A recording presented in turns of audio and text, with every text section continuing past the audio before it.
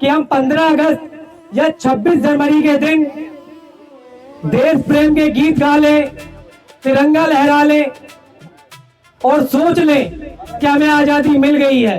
ये आजादी उस चंद्रशेखर की पिस्तौल की गोली से निकली आजादी है, जिसने अंग्रेजों की गोली से मरने के बजाय अपनी पिस्तौल की गोली खाना पसंद किया।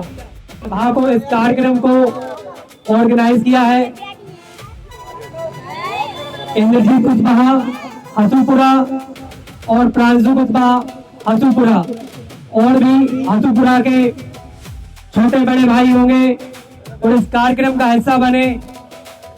भाइयों को जिनका मैं नाम नहीं जानता, उन सभी को बहुत बहुत धन्यवाद कि आप लोगों ने कुछ इस देश की जनता को एक संदेश दिया है कि आज भी हम देश के प्रति समर्पित हैं।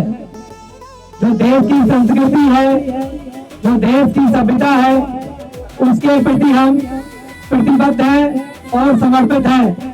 तो ऐसे सभी सदस्यों को पुनः मैं धन्यवाद देता हूं। 15 अगस्त की तारीख भारतीय इतिहास में स्वर्णिम अक्षरों में दर्ज हुई। ये आजादी हमें ऐसे ही नहीं मिली थी। इस आजादी को हमारे देश के महान क्रांतिकारियों, वीर योद्धाओं और देशभक्तों ने अपनी लहू की एक एक बूंद से सींचा है, तब जाकर हमें ये आजादी मिली है।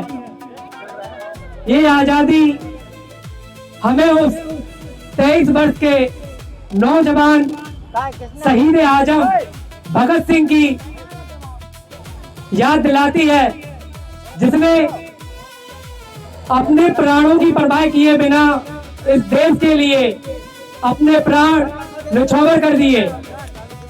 ये आजादी उस चंद्रशेखर की पिस्तौल की गोली से निकली आजादी है, जिसने अंग्रेजों की गोली से मरने के बजाय अपनी पिस्तौल की गोली खाना पसंद किया। ये उस महात्मा गांधी के विचारों की आजादी है, जिसने सत्य, अहिंसा को अपना अधिकार बनाया।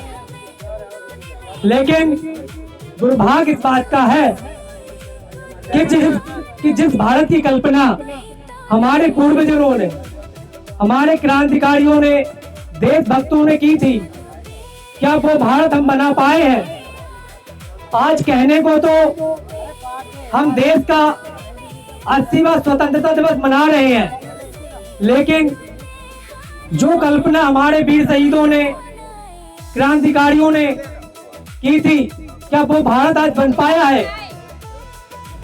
आज आजाद भारत में शिक्षा, हेल्थ और एजुकेशन दो ऐसे प्राथमिक मुद्दे हैं जो कि सरकारों के नजर से हमेशा ओझल रहे हैं। लेकिन हम सभी को समझना होगा कि हम 15 अगस्त या 26 जनवरी के दिन देश प्रेम के गीत गा ले, तिरंगा लहरा ले और सोच ले कि हमें आजादी मिल गई है। तो ऐसा तो 15 अगस्त 1947 को हो चुका था, लेकिन आजादी हमें हर पल, हर क्षण अपने अधिकारों के लिए, समाज को एक सभ्य और समानता का अधिकार दिलाने के लिए लड़नी होगी। जो कागजों में मिली आजादी है, वो धरातल की आजादी से बहुत दूर है। इनका अगर आपको अंतर बताएं तो एक पृथ्वी पर है, दूसरा आसमान में। जिस समानता की बात संविधान में की जाती है, वो समानता आज हिंदुस्तान में बहुत दूर दूर तक देखने को नहीं मिलती है। कहने को हम आजाद हैं, लेकिन कागजों में मिली आजादी और धरातल पर मिली आजादी में बहुत फर्क है। आज हमारे यहाँ के जो पॉलिटिशियन हैं, जो राजनेता हैं, उनकी राजनीति देश को विकसित करने, शिक्षित करने और युवाओं को रोजगार दिलाने की बात नहीं करती। उनकी जो राजनीति का जो मुख्य और कोर बिंदु है वो है जातिवाद, धर्म, आरोप और प्रत्यारोप की राजनीति। कोई आपके अधिकारों की बात नहीं करेगा, कोई शिक्षा की बात नहीं करेगा, कोई आपकी चिकित्सा की बात नहीं करेगा, क्योंकि उन्हें डर है यदि देश का नागरिक, देश की आम जनता पढ़ गई, लिख गई और समृद्ध हो गई तो जो सरकार की सत्ता में बैठे अनपढ़ और जाहिल जो नेता है, जो सिर्फ पहुंच तो जाते हैं धर्म और जाति के आधार पर आपस में जनता को लड़वाकर, लेकिन इन्हें जो मूलभूत सुविधा है, जो आम जनता की जो मूलभूत प्राथमिकता है, शिक्षा और स्वास्थ्य, वो कहीं नजर नहीं आएगी। तो मैं इस मंच के माध्यम से जितने भी युवा यहाँ बैठे हैं वो मेरी आवाज को सुन रहे हैं, तो मैं निवेदन करूंगा कि आजादी को आप हल्के में मत लीजिए कि हमें आजादी मिल गई है। अंग्रेजों के समय में भी इतनी अभिव्यक्ति थी कि आप जनसभाएं करते थे, लोगों के भी संवाद करते थे। तिरंगा फहरा देने या भक्ति गीत बजा देने से आजादी नहीं मिलती। आज हमारे पड़ोस में जो थाना रेंडर है, किसको नहीं पता यदि कोई चरित्र प्रमाण पत्र बनवाने जाए, कैरेक्टर सर्टिफिकेट, तो साहब को 200 रुपए देने पड़ते हैं। यदि आप पासपोर्ट या वीजा के लिए जाएं तो ये जो पैसे हैं वो 1000 तक हो जाते हैं।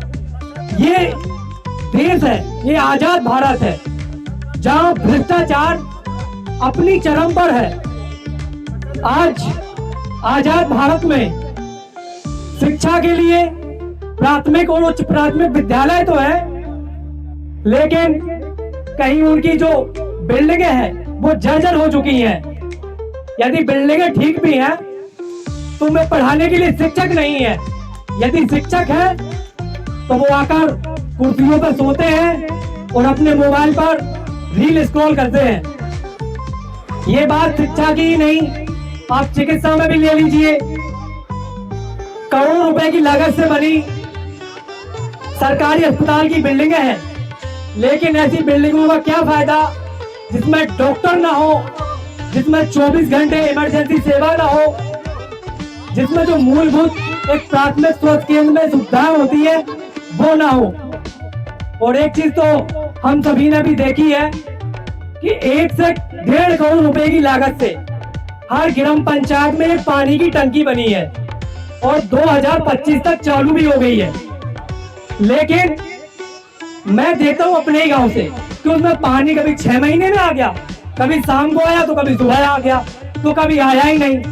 ये जो पैसा है जो हमारा और तुम्हारा जो टैक्सों से सरकार पैसा वसूलती है, उस टैक्स से जो सरकारी जो बिल्डिंगें बनती हैं, जो योजनाएं आती हैं, यदि उन योजनाओं का लाभ हमें ना मिले तो इन योजनाओं का क्या फायदा। यदि पानी की टंकी बना देने से क्या किसी की प्यास बुझ जाएगी, या हर घर जल का स्लोगन लिख देने से किसी की प्यास बुझ जाएगी। ये देश आज भी भ्रष्टाचार की मार सह रहा है। ये देश आज भी समानता के अधिकारों की मार सह रहा है। यदि आज हम नहीं जागे और जिस प्रकार से आज हम 80 साल हो चुके हैं हमें आजादी का महोत्सव मनाते मनाते, लेकिन जो परिवर्तन होना चाहिए था वो क्या देखने को मिला है। एक समय था, यदि आपको पता हो, कि हिंदुस्तान में जो विदेशी है, चाइना हो, अमेरिका हो, कोई भी बड़ा देश हो, वो यहाँ के विश्वविद्यालयों में पढ़ने के लिए आता था। नालंदा विश्वविद्यालय किसको नहीं पता है। ये हिंदुस्तान की धरती पर उपजा पहला संस्थान था जिसने विदेशों में अपना परचम फहराया। लेकिन आज हिंदुस्तान में कोई भी ऐसा संस्थान नहीं है जिसकी मैं बड़ाई कर सकूं कि आप यहाँ जाइए और आप एक उच्च स्तर की शिक्षा प्राप्त कर लीजिए। आज हिंदुस्तान का युवा पढ़ लिखने के बाद कहाँ जाता है? विदेशों में जाएगा। जो अमेरिका हमारे यहाँ पढ़ने आता था, आज हमारे यहाँ का युवा अमेरिका पढ़ने जा रहा है, चाइना पढ़ने जा रहा है, ऑस्ट्रेलिया जा रहा है, कनाडा जा रहा है, क्योंकि हमारे यहाँ के जो पॉलिटिशियन है उनका मुद्दा कभी शिक्षा रहा ही नहीं। क्योंकि आप पढ़ लिख गए तो आप तो उखाड़ फेंकोगे, और वो चाहते नहीं। उनका सीधा एक मुद्दा है कि इन्हें धन की राजनीति में लड़ाओ, जातियों में लड़ाओं और आरोप और प्रत्यारोप की लड़ाओ। इन्हें जो मूल अधिकार है शिक्षा, उससे कोसों दूर रखो। जब इन्हें शिक्षा नहीं होगी, इन्हें अपने अधिकारों की कोई बात पता ही नहीं होगी, तो ये क्या जानेंगे, कहाँ शिक्षा की बात करेंगे। लेकिन इस मंच के माध्यम से मैं आप सभी को पुनः निवेदन करना चाहूंगा कि देश अभी आजाद नहीं हुआ है। आजादी की जो असली लड़ाई है हमें लड़नी है। जब तक एक गरीब का बच्चा और अमीर के बच्चे में शिक्षा, स्वास्थ्य और समानता के आधार पर बराबरी ना हो, तब तक ये देश आजाद नहीं है। कागजों में आजादी मिली आजादी धरातल की आजादी से बहुत दूर है। इन्हीं शब्दों के साथ मैं अपनी बाड़ी को विराम दूंगा और इस सभा का जो कार्यक्रम है, जो कार्यक्रम करवाया है, उन सभी साथियों को, इंद्रजीत कुशवाहा हसूपुरा, प्रांशु कुशवाहा हसूपुरा और कमलेश कुशवाहा हसूपुरा, और जो भी हसूपुरा के लोग हैं और जो भी यहाँ सदस्य बैठे हैं, उन सभी को बहुत बहुत धन्यवाद देता हूं कि आप लोग वो काबिल लोग हैं जिन्होंने एक चिंगारी जलाई है आजाद भारत में समानता की, चाहे वो शिक्षा की हो, चाहे वो स्वास्थ्य की हो, चाहे वो अपने अधिकारियों की हो। धन्यवाद।